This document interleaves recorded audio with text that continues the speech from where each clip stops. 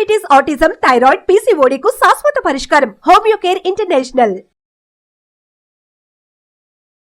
నమస్తే మహాగారు. నమస్తే ఉషా. మగపిల్లలు, ఆడపిల్లలు ఈ మధ్య కాలంలో కనుక మనం చూస్తే చిన్న వయసులోనే మెచ్యూర్ స్టేజ్ అనేది మనం చూస్తూ ఉన్నాము. ఆహారపు అలవాట్లు ఎటువంటి ఇంపాక్ట్ని క్రియేట్ చేస్తున్నాయి వీళ్ళల్లో, అండ్ దాంతోపాటు ఈ వయసులోనే ఆ ఎక్స్పీరియన్స్ని ఫేస్ చేయడానికి రీజన్స్ ఏంటి అంటారు? అంటే మానసికంగా కనుక మనం చూసుకుంటే అర్లీ మెన్స్ట్రేషన్ అంటే ఆడపిల్లల్లో అయితే అర్లీ ప్యూబర్టీ అంటారు. ప్యూబర్టీ అన్నది బోత్ గర్ల్స్ అండ్ బాయ్స్లో బిఫోర్ ద ఏజ్ ఆఫ్ 9 బాయ్స్లో చూసుకుంటాం. అంటే వాళ్ళకి గ్రోత్ అన్నది కానీ ఏదైతే secondary sexual character development under arms దగ్గర కానీ growth of the secondary sexual characters ఏవైతే ఉన్నాయో అవి పెరగడం కానీ అబ్బాయిల్లో. కమింగ్ టు ద అమ్మాయిలకు వచ్చేది below the age of 9 or 8 to 9.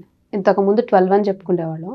But మన లైఫ్ స్టైల్, మన ఫుడ్ ఇవన్నీ చేంజ్ అవ్వడం వల్ల దాన్ని కొంచెం ముందుకు WHO గైడ్లైన్స్ ప్రకారం ఎప్పుడైతే ఈ చేంజెస్ కనిపెడితే మన పిల్లల్లో మనం చూడగలితే దీన్ని డిలే చేయొచ్చా అన్నది అందరిది పెద్ద క్వశ్చన్ ఇది. సో ఇటువంటి క్యారెక్టరిస్టిక్స్ మన పిల్లల్లో చూస్తే, ఆడపిల్లల్లో కానీ మగపిల్లల్లో కానీ ఎటువంటి లైఫ్ స్టైల్ చేంజెస్ తీసుకొస్తే, అమ్మాయిల్లో అయితే ఎర్లీ మెన్స్ట్రేషన్ ఫస్ట్ పీరియడ్ మినార్కి ఏదైతే ఉందో దాన్ని ఎలా డిలే చేయొచ్చు.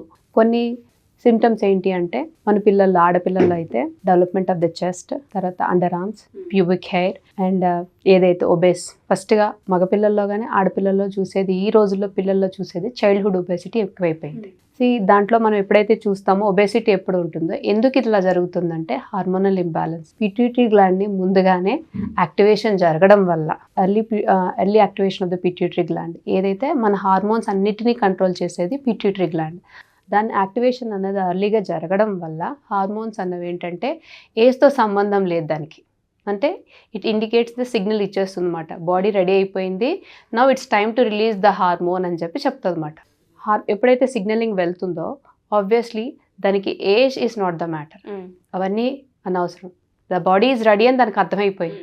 Because the first thing is obesity. పిల్లల్లో ఇద్దరు ఆడపిల్లల్లో కానీ మగపిల్లల్లో చూసేది మనం obesity. But most of the cases ఆడపిల్లల గురించి ఎక్కువ మాట్లాడుతుంది. ఎందుకనంటే వాళ్ళు ఎప్పుడైతే ఎర్లీ ప్యూబర్టీ చూస్తున్నామో వాళ్ళ గ్రోత్ అన్నది తగ్గిపోతూ ఉంటుంది. అండ్ దీనికి కారణాలు ఏంటి అంటే లైఫ్ స్టైల్ ఫ్యాక్టర్స్తో పాటు ఫస్ట్ జీన్స్ అని మాట్లాడుతున్నారు.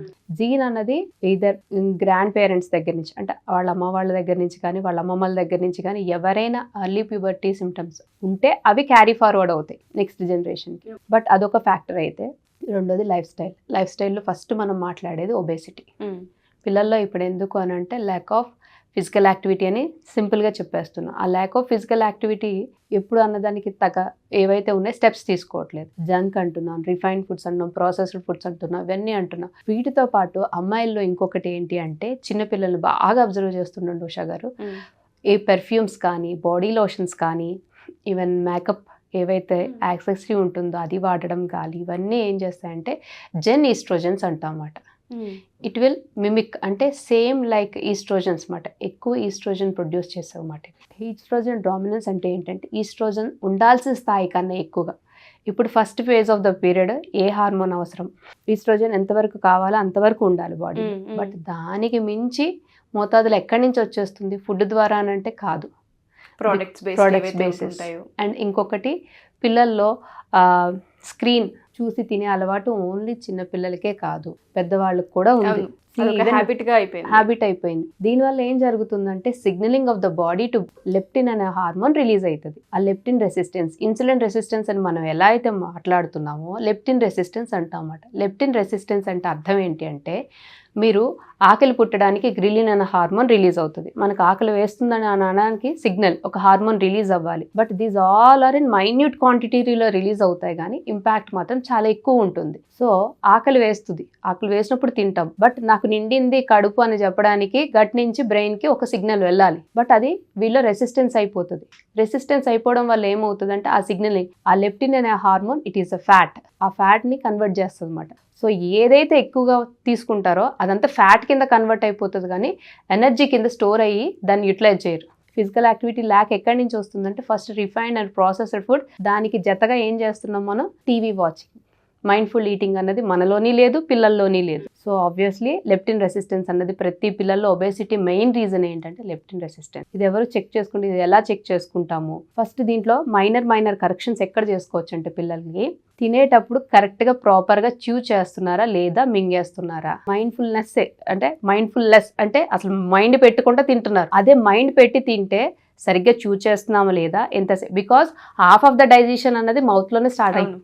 సో ఏదైతే డంపింగ్ లో మింగేస్తుంటుంది దాన్ని చూస్తున్నారు, ఫోకస్ అంతా దాని మీద ఉంటుంది. సో ఈటింగ్ హ్యాబిట్స్ లో ఫస్ట్ మిస్టేక్ శుభ్రంగా చూ చేస్తున్నారా లేదా అనేది చూడం. రెండోది స్క్రీన్. థర్డ్ది refined or processed food or junk food. And ఇంకొకటి యాడ్. పిల్లలు యాడ్ కి చూసి దానికి ఏదైతే ఉంటుందో almost like they feel like వాళ్ళు అది తిన్నారు. బయటకు వెళ్ళినప్పుడు కూడా హెల్దీ ఆప్షన్ కన్నా జంక్ ఎక్కువ ఆప్ట్ చేసుకుంటారు. సో వీటిలన్నిటిని అవాయిడ్ చేసుకుంటూ ఫిజికల్ యాక్టివిటీ అండ్ సైమల్టేనియస్ గా ఏవైతే మల్టీ వైటమిన్స్ అవి ఇవి వాడతారు వాటికన్నా ముందు seasonal fruits and nuts, protein food ఎప్పుడైతే ఇవ్వగలుగుతామో ఆబ్వియస్లీ వీటిని తగ్గించుకొని రావచ్చు. ఆడపిల్లల్లో ఎప్పుడైతే ఇవి చూస్తామో ఇటువంటి చేంజెస్ వాళ్ళ లైఫ్ స్టైల్లో సడన్ గా, ఇప్పుడు ఫర్ ఎగ్జాంపుల్ జంక్ బాగా అలవాటు చేసేసాం. అలవాటు చేసిన వాళ్ళు సడన్ గా పిల్లలు జంక్ పెట్టుకుంటూ పెంచడం అనేది చాలా కష్టం. చూస్ ఫర్ ద అదర్ ఆల్టర్నేటివ్. అంటే ఒకేసారి డ్రాస్టిక్ గా వాళ్ళలో చేంజ్ తీసుకురాకుండా నెమ్మదిగా స్కిప్ చేయడం. సో వాళ్ళలో అవేర్నెస్ క్రియేట్ చేయడం ఇలాంటివి చేయగలిగితే మాత్రం ఖచ్చితంగా ఎర్లీ ప్యూబర్టీ అన్నది కానీ. అండ్ ఇంకొకటి ఏంటంటే పిల్లలకు అవగాహన ఉండదు. ఆ ఏజ్ లో మెన్స్ట్రుయేషన్ సైకిల్ వచ్చిందంటే వాళ్ళకి అర్థం కాదు. How to change the pad, how to throw it, దాన్ని ఎలా మేనేజ్ చేయాలి, హైజీన్ ఎలా మెయింటైన్, ఇవన్నీ చెప్పలేము. అవగాహన ఉండదు వాళ్ళకి. పిల్లలకు కూడా ఈ టైంలో నీకు పీరియడ్స్ వస్తుంది, నీకు ఇలా ఉంటుంది. అబ్బాయిలకైనా అమ్మాయిలకైనా కొంతవరకు కొన్ని బుక్స్ వస్తున్నాయి ఈ మధ్య, మెన్స్ట్రోపీడియా, కామిక్ బుక్స్ అని, అబ్బాయిలకి ఎలా ఎడ్యుకేట్ చేయాలి, అమ్మాయిలకి ఎలా ఎడ్యుకేట్ చేయాలి అనే బుక్స్ వస్తున్నాయి. బట్ ఒక మదర్ చెప్పలేని స్థితిలో ఉంటే maybe they feel shy to share with them. అలాంటప్పుడు ఈ కామిక్ బుక్స్ ఇలా ఇచ్చి సో నీకేం అర్థమైందని వాళ్ళతో ఒక ర్యాపో బిల్డప్ చేసుకోగలిగితే, so exposure of the pollutants వల్ల ఇది జరుగుతుంది. అండ్ ఇంకొకటి ఒబేసిటీ. ఈ ఒబేసిటీ వల్ల 50 to 60% of the population in children is going to be diabetic soon. ఎందుకంటే అందరి పిల్లల్ని చూసి ఒబేసిటీ అంటే అది కామన్ అయిపోయింది అనుకుంటారు. బట్ అది ఒక ఫస్ట్ అలర్ట్ సిగ్నల్ అన్నది ప్రతి పేరెంట్ గమనించాలి. ఈ పిల్లల దగ్గర ఎక్కడ చూడండి నల్లగా మెడల్ చుట్టూ అందరికీ ఉంటాయి, థిక్ స్కిన్ ఫామ్ అయిపోతూ ఉంటుంది.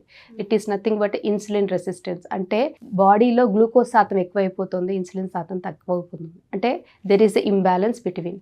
సెల్స్ ఓపెన్ చేయకుంటే ఇన్సులిన్ని లోపలికి పంపించుకుంటున్నాయి. సో అది గమనించాలి. అండ్ ఇంకొకటి పిల్లల్లో ఫిజికల్ యాక్టివిటీకి టైం దొరకట్లేదు అని చెప్తారు అందరూ. మాకు అంత టైం సరిపోవట్లేదు ఎందుకంటే మార్నింగ్ 7కి వెళ్తే నైట్ వస్తున్నారు. ఇప్పుడు ఫర్ ఎగ్జాంపుల్ మీరు డాక్టర్ దగ్గరికి వెళ్ళారు, ఈ మెడిసిన్ కంపల్సరీ ఈ టైంలో వేసుకోవాలంటే మీరు ఏం చేస్తారు? డెఫినెట్ గా చచ్చినట్టు వేసుకుంటాము.